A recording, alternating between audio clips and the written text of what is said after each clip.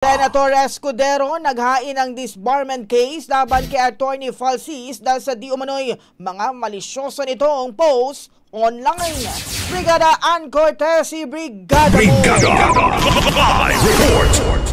Naghain na nga ng disbarment case si Senator Cheese Escudero laban kay Atty. Jesus Ricardo Madarang Falsis III. Kasunod nga na di umano'y mga malicious, accusatory at defamatory nitong post online.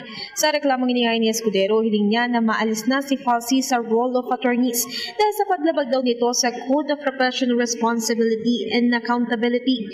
Nagugat nga ang reklamong ito sa mga naging post sa social media ni Falsis.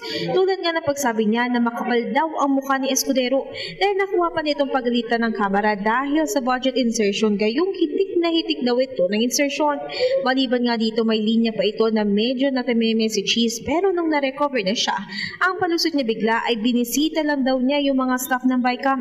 Kasunod nga nito ay ginit ni Escudero na sa ilalim ng SIPRA ang tama't responsableng paggamit ng social media ang hindi nagawa o nalabag ni Falsis. Live mula rito sa Senado in the heart of changing lives.